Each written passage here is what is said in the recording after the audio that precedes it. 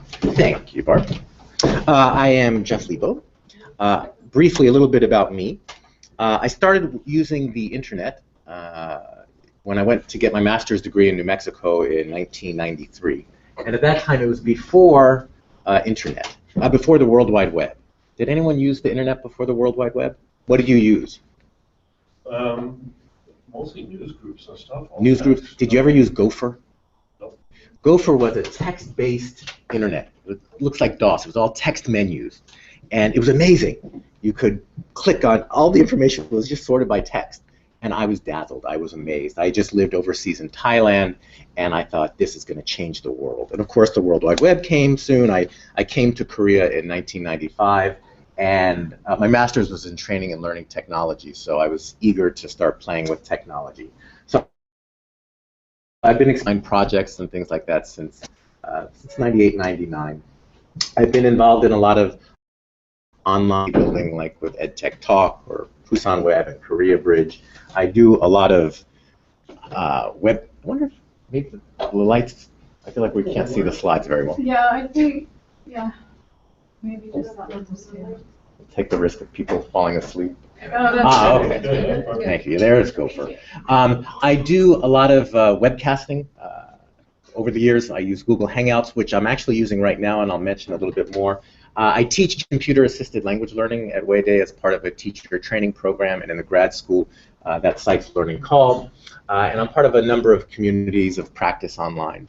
If you want to know more about me, my personal site is jefflebo.net. A little bit. So what I want to talk about today is just how to use different educational technology tools, and more significantly, how to use them meaningfully. I think a lot of times there's a temptation to say, let's use a new gadget, let's use a new program, and not be so concerned about, is it really effective in terms of helping my students?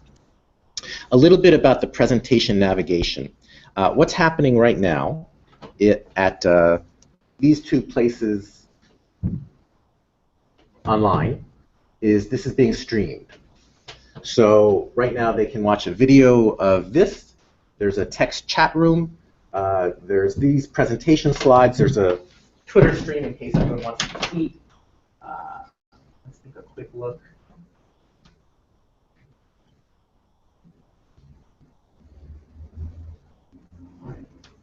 No one's there yet.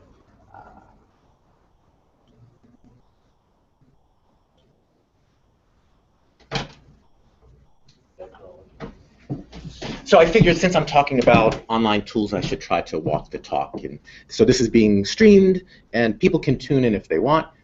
You're welcome to take out your phone and join this chat room in case anyone is there. Or if I'm boring you, you can check your text messages. So I want to talk a little bit about my guiding beliefs. I've been at this stuff for more than 15 years, and there are just certain things that I've come to believe is true.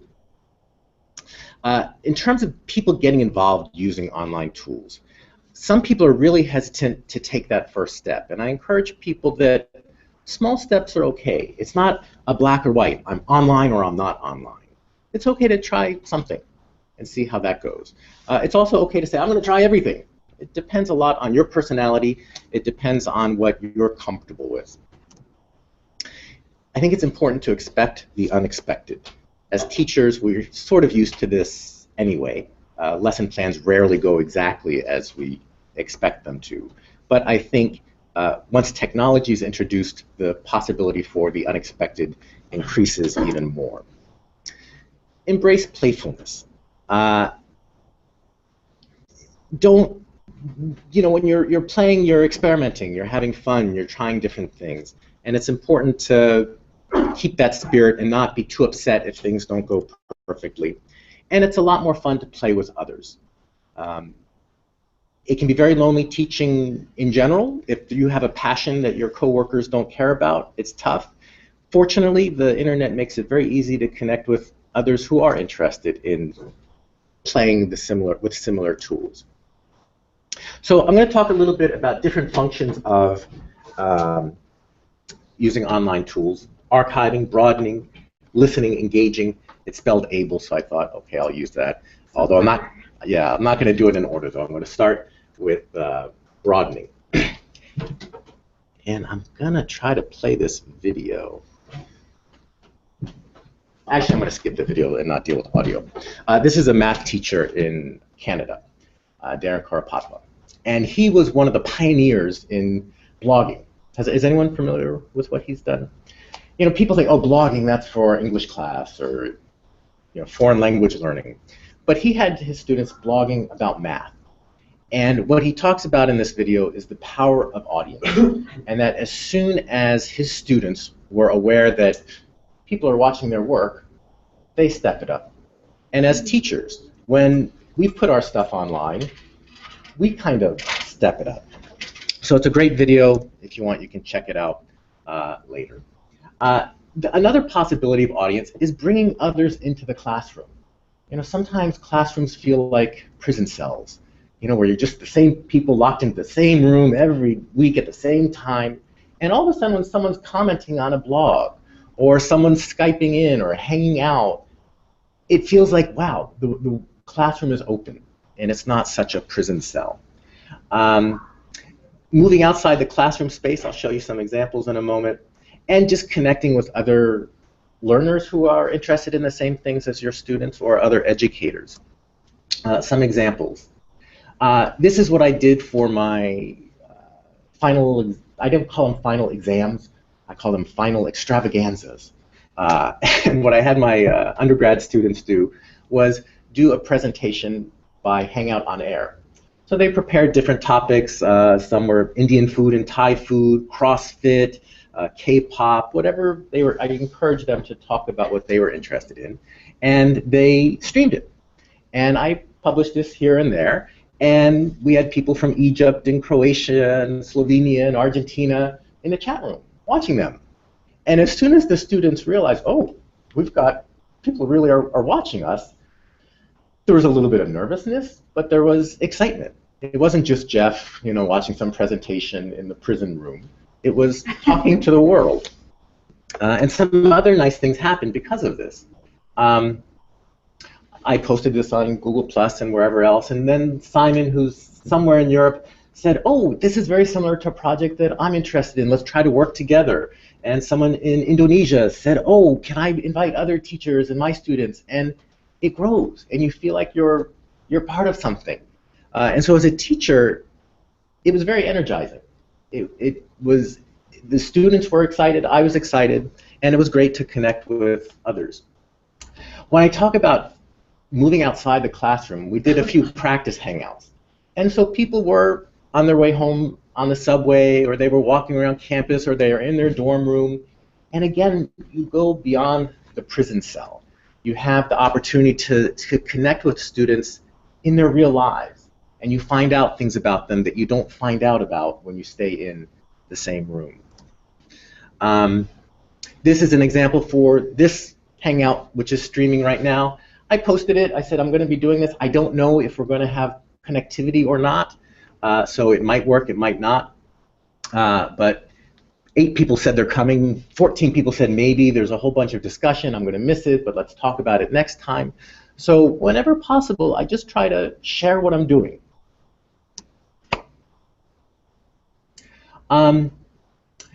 Biggest challenge to kind of opening things up like this, I think, is privacy. I think teachers have more concerns than students. I think younger people tend to be more accustomed to sharing their lives online. But that said, some of my students didn't want to stream it on air, and that's fine. I said, you don't have to. I encourage you to, but if you'd prefer to just do it in a private hangout, that's okay too. Other thoughts or concerns or any comments or questions so far? Yeah, I'm trying to get a picture of what the process is. You have students in a class, and then you suggest they do this work online. For the final extravaganza I was talking about, the students were, we did a little bit of prep in the classroom. And then I said, okay, Team A, you're going to be from 2 o'clock until 2 p.m. You're going to be 2:20 until 2:40 and they participate from wherever, a PC bong, someone's room. So we're not in the same space, but we are in a hangout So together. they're told they have a time slot Yes. for this input. Okay. Are the other students required to participate? They're required to host this kind of conversation or presentation. They're not required to stream it publicly. If possible, they would have to just do it with their classmates, if they prefer. How do you fit that in within the curriculum that we have? Well, fortunately, this was a third-year course, so there was no required textbook. Yeah. I was able to do that. It would be more challenging, but depends how flexibly you interpret the curriculum. Yeah, it's not impossible. You can do the main lesson in the books, and then I always have excess time. So, Yeah. Did you have a comment or question? Oh, I was going to ask where, if they did the Hangouts from the classroom, or you already answered that. No. Okay. Moving on along. So listening and engaging. As teachers, when I do lots of small group discussions, and I always feel like a fly on the wall, and I learn about my students by listening to what they're talking about. By introducing some online tools and social media and group chats, I've gotten a much better sense for who my students are. And I've had opportunities to engage with them that I would not have had otherwise. So when I talk about listening, engaging, I'm talking about, and I'm going to go ahead and move on to the tools. Group chats. Whether you're using Kakao or Neighborband or WhatsApp or Google Plus Hangouts or Skype chats, social media, Facebook, Google Plus, Digo, feed readers, I'll talk about, some other sorted tools. I found that when possible, don't swim upstream. If everyone's using Kakao, go ahead and use Kakao. It makes it easier to avoid all the headache of having everyone sign up for an account and learn how to use it. Some examples of what I've done. I do have my students, they all have to have a Gmail account, and they install the Hangout app on their phones. And so this is a group Hangout. It's like a group text chat. And it's always there. And so when someone has a question, I can answer the question. If I don't want to answer it right away, I don't have to. But I'm sure other people had that same question. And so it's been a really nice way to, I had a problem with my blog, and I answer it, and I upload a screenshot. Kakao you can do something pretty similar with. What I am still experimenting with is how much do I want to make it strict rules? English only? Maybe. Only about class talk? Maybe. Or I've also found it to be great as a social bonding experience. So this is a Kakao chat, and you can't read what they're talking about. Oh, what are you doing tonight? Oh, I'm doing this. And it's all in English, and it's all social, and the class is bonding in a way that they wouldn't just between 2 and 4 p.m. on Fridays. This is a Skype chat that's been going on for 10 plus years. It's a group I connected with that does Earth Day events called Earthcast, and they do streaming from their different schools about Earth stuff. It's kind of dormant most of the year, but once Earth Day comes around, the Skype chat gets busy again, and what are you doing this year? And it's been a great way to keep in touch with people who are working on a project. This year, instead of using Kakao or Hangouts primarily for chat, I've been using Neighborband. It's not branded as Neighbor, it's just Band. It's very English friendly, and I find it a little bit more robust than Kakao chats. You can have galleries, you can have calendars, which Kakao chat now has too. I've enjoyed Band. I post on the calendar, your assignment's due on Tuesday, send out a reminder, and everyone checks their phone. They don't always check their emails, but they know I gotta do that for Jeff's class in an hour. So that's been useful.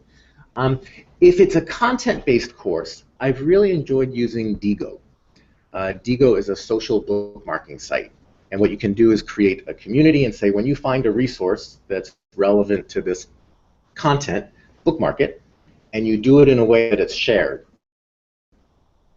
So everyone can see the bookmarks that others are saving. Is that similar to Pinterest? It's similar to Delicious. I don't know if you remember. Pinterest is, okay, it's kind of similar if there was a group functionality. And this is a Google Plus community, which, everybody knows Facebook groups. Google Plus is sort of the social network that people like to make fun of a lot, but it's okay. And I use it for TTP, teacher training. There's a teacher training alumni group that different generations of trainees can ask each other questions or share resources.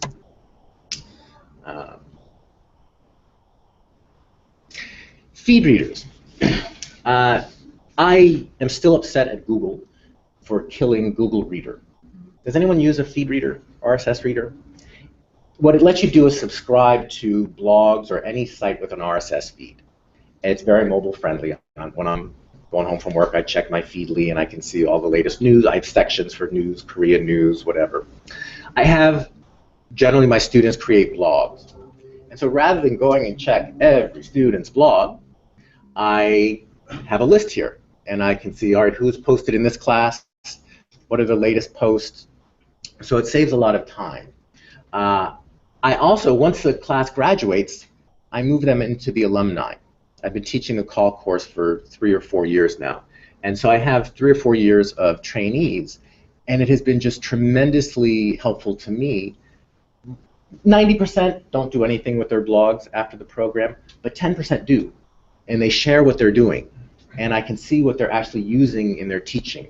And so it has been so useful to me to see what real teachers are doing with call tools in their classroom. And it's been a great way to stay in touch with trainees. And I have learned so much from them seeing the new tools or resources that they're using. If you don't use a newsreader, I encourage you to try it out. It saves time. My favorite is Feedly. And I'll have links to all of this stuff on the show notes or the presentation notes. Benefits, like I said, I've learned a lot about my students that I might not have.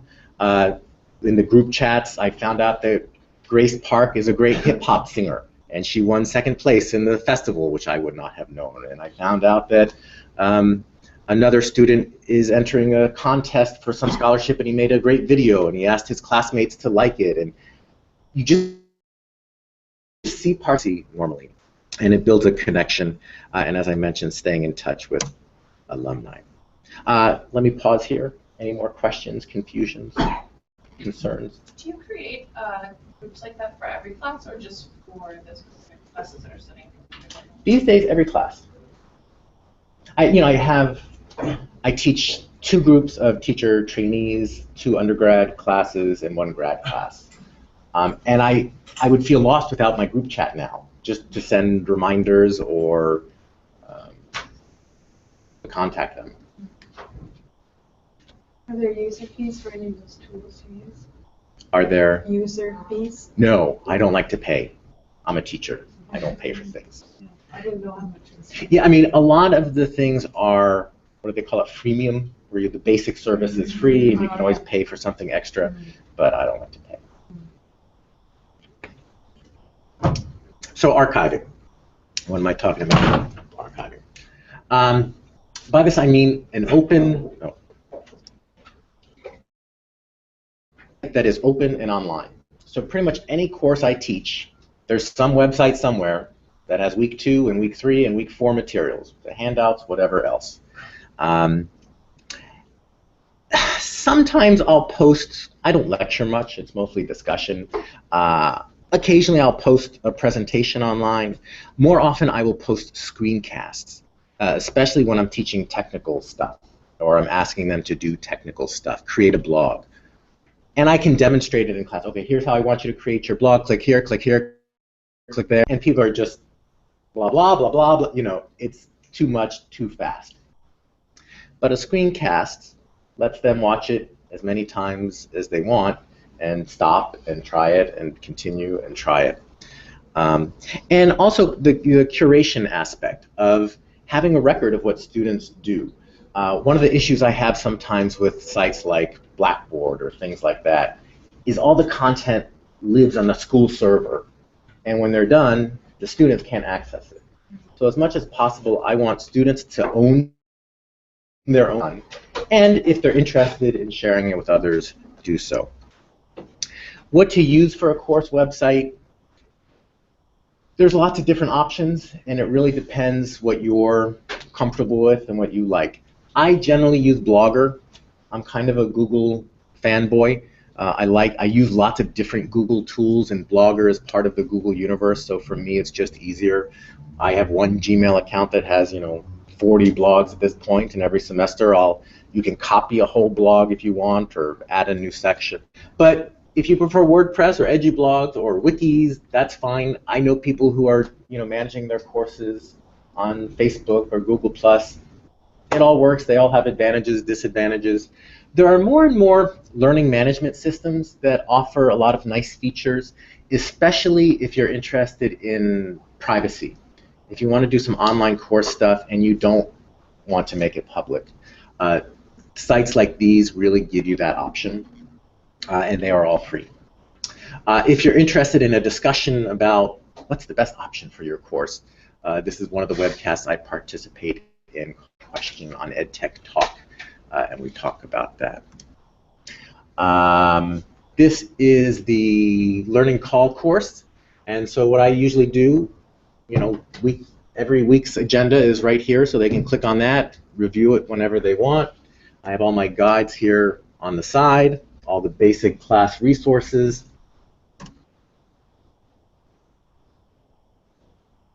This is my undergraduate course. And I tell them that it takes care of the, oh, teacher, I was absent. I didn't know about the assignment. Week 1 and 2 and 3, I constantly say, if you are absent, you are responsible for the assignment. Check the course website. They still try, but it doesn't work. Over here, I have their student blogs, and so these are updated automatically. So whoever has blogged the most recently, their post will be on top. And it's been challenging getting engagement with the students. Sometimes I say, look at your classmates' work and comment, but honestly, I'd like more interaction. Yeah, I was wondering about that. How responsive are there? Is there much resistance? And are you marking this as part of their participation or something like that? Yes, and getting back to the privacy concern, I want them to have a blog. They don't have to use their name. They can use an alias. So if they don't want to reveal their identity, they don't have to. But they have to blog. And that means that their classmates are going to see their work. Probably some people don't like that. Fortunately, I teach a course where there's other people teaching the same course, so I say, okay, this is how I teach, this is what we're going to do. If you don't like it, maybe this isn't the best option for you.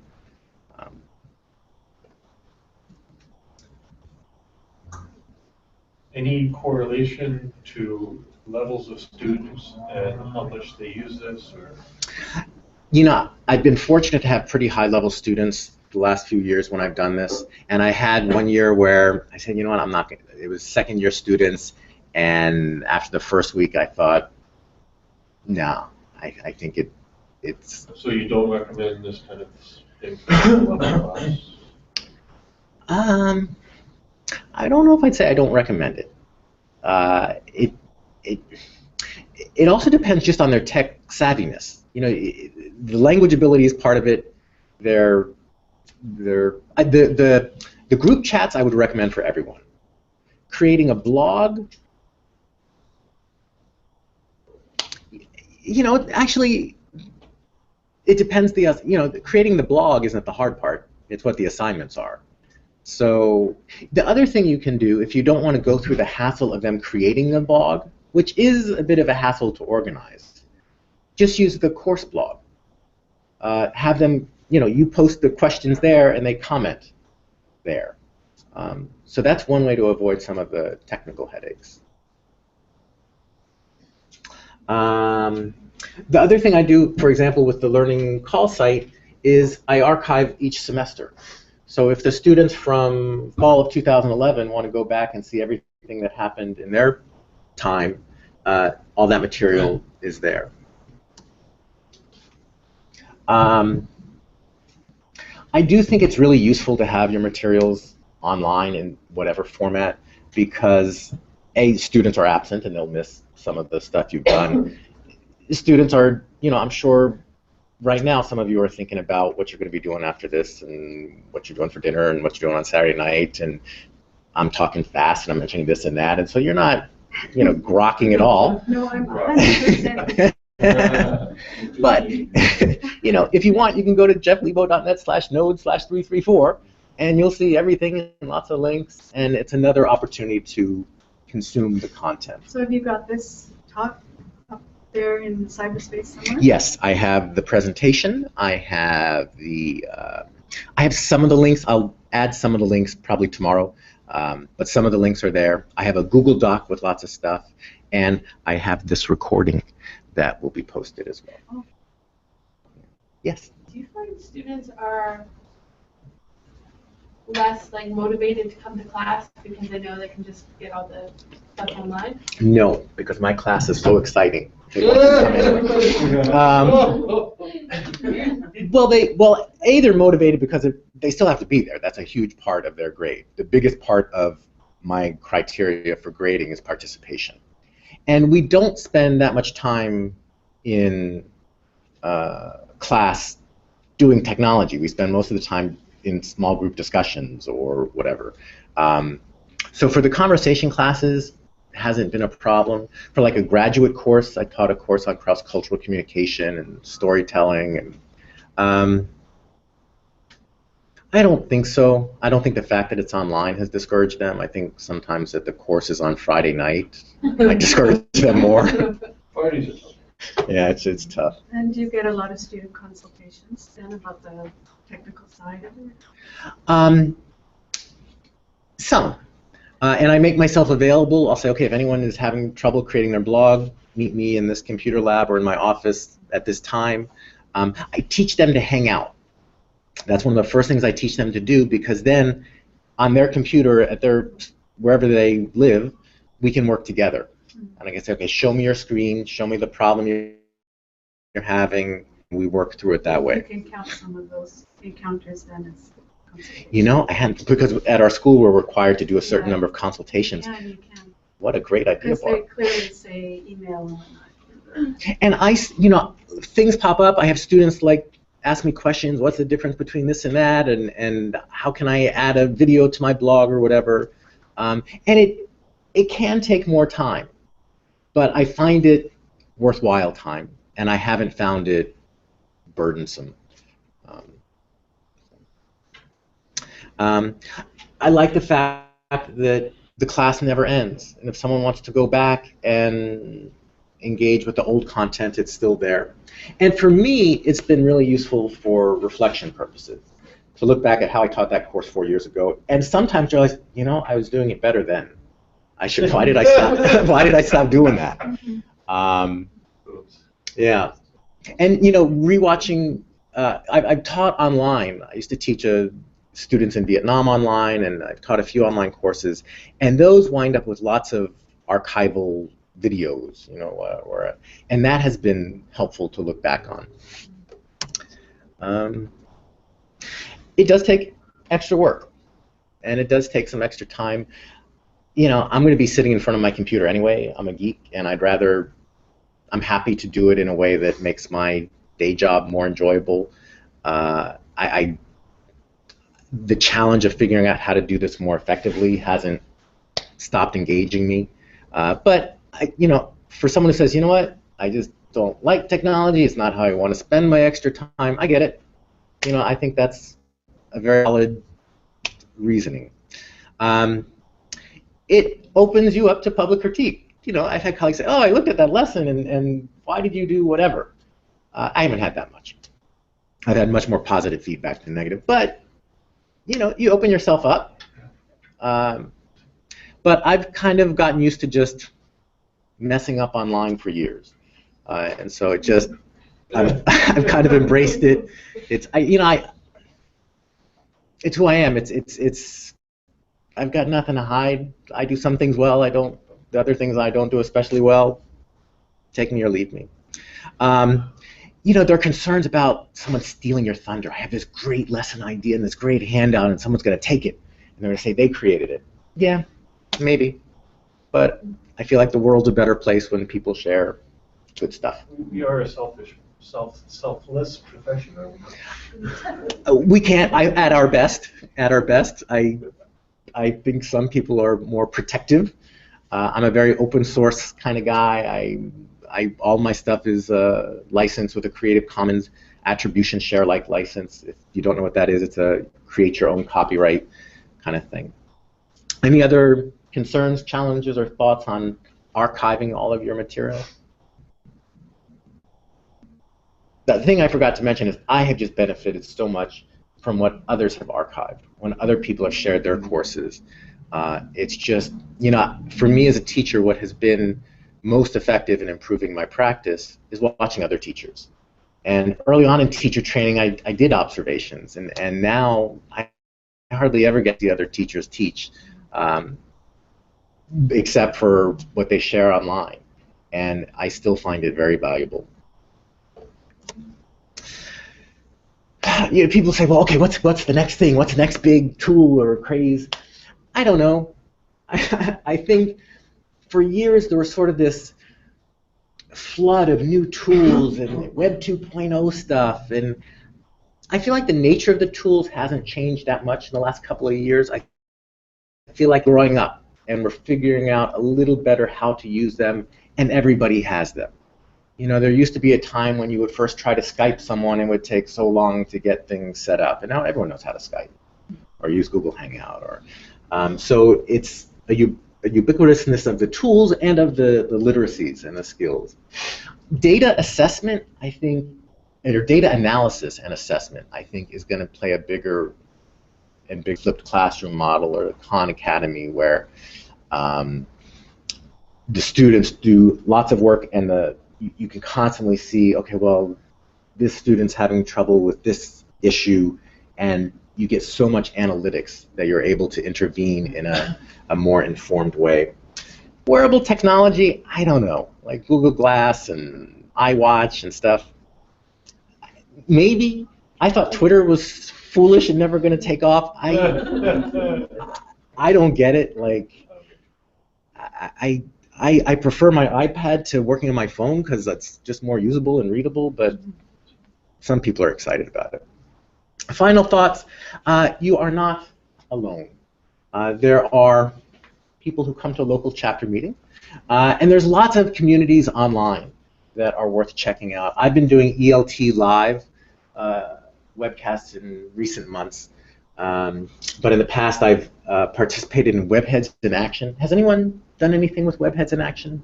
I lived in Korea, taught in Korea for years, never heard of them, went back to the States, and was starting to experiment with live webcasting, and someone from Webheads came. And it is the most global group of anybody, especially language teachers, I've been part of. Truly global, people from all over the world. It started at a TESOL International Conference 15 years ago.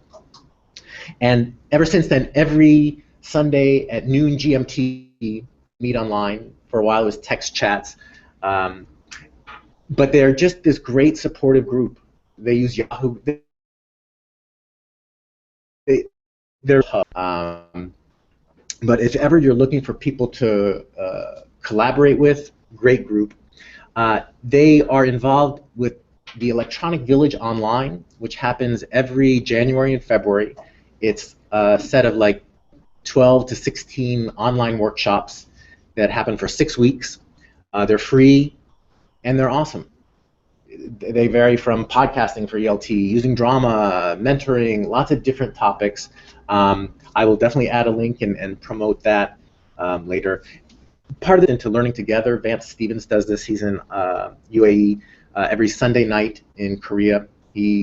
Tomorrow night he's talking to Mike Marzio, the guy behind RealEnglish.com. I don't know if you've ever seen that site. It's a great site. Kel Chat. Any Kel Chatters here?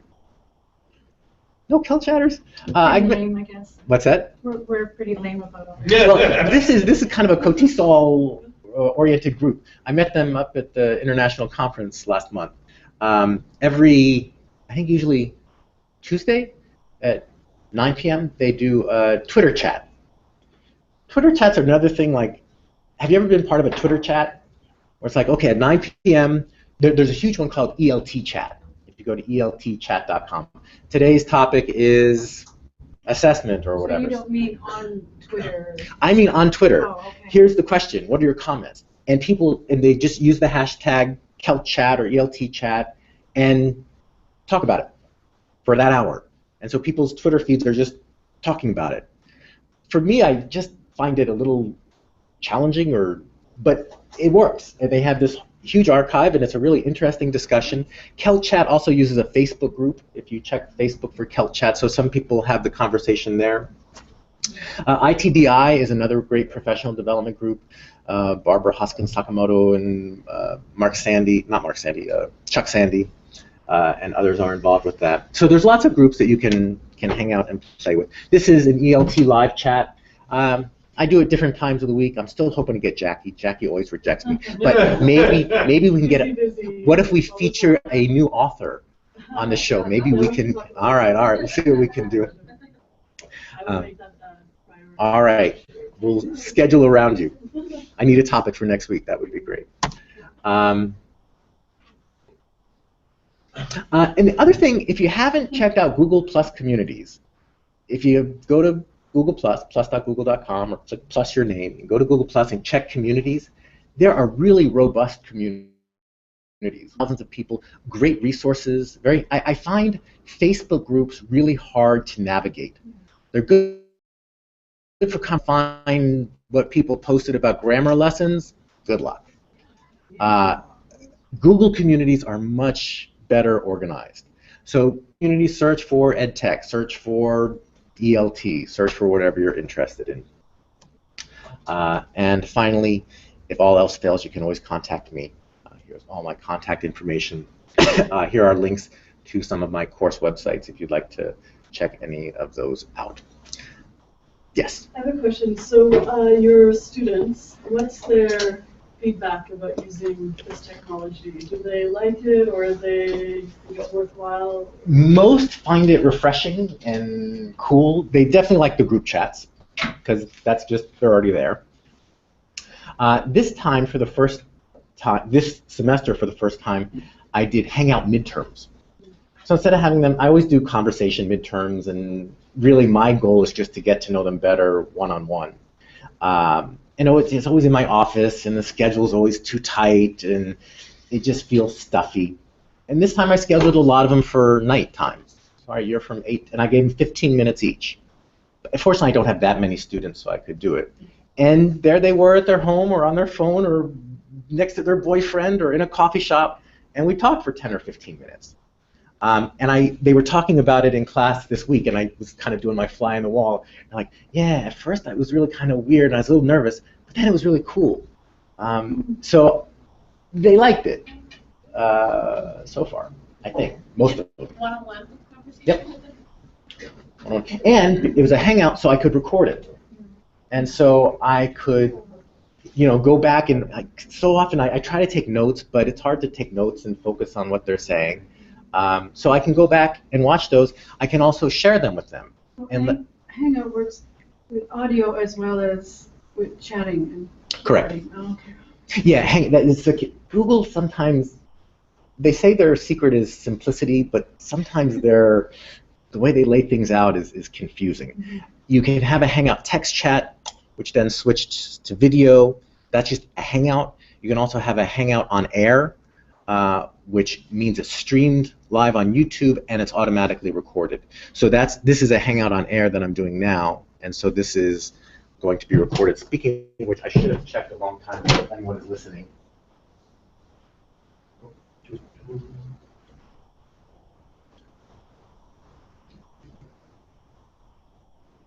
Oh, James in UAE has been listening. Thank you, James. Yeah. Hi, James. 4 minutes ago. I hope you're still there, James. Sorry. Yeah.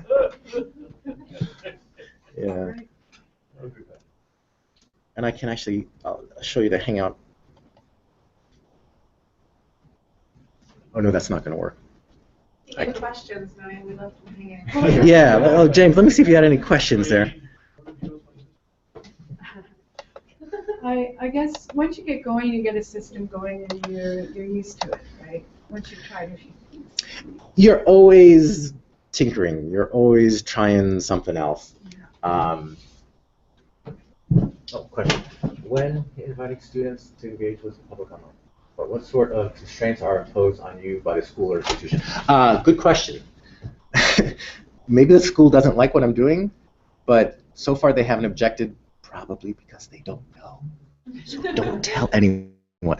You know, I don't secretly do any of it. I wouldn't be shocked if someday I get called into the principal's office. What kind of objections do you think they would have? Sticking to the curriculum. You would like, or they would like you making it more, their programs more visible, because it seems like it's a really big push in Korean university days. Learning's like all the buzzwords these days. Korean university. And that's how I'd probably play it. I teach at Busan University of Foreign Studies. We have 17 different languages, we have a lot of different languages. I've always thought we should be producing online Busan news in 17 different languages. So when you want Indonesian news about Busan, they should be providing it. But that suggestion has never gotten very far up the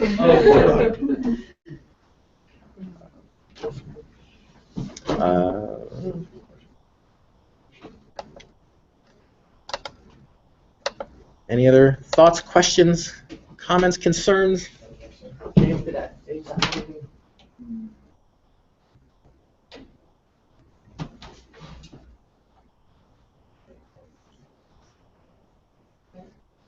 Well, thanks a lot for sharing your expertise. I've known Jeff for well known, as he said, he works where I work every day, and in teacher training, and has contributed a lot to the community by applying all his techie stuff online for us to use. So we're really grateful for that, and thank you for coming today for our presentation. Thank you very much.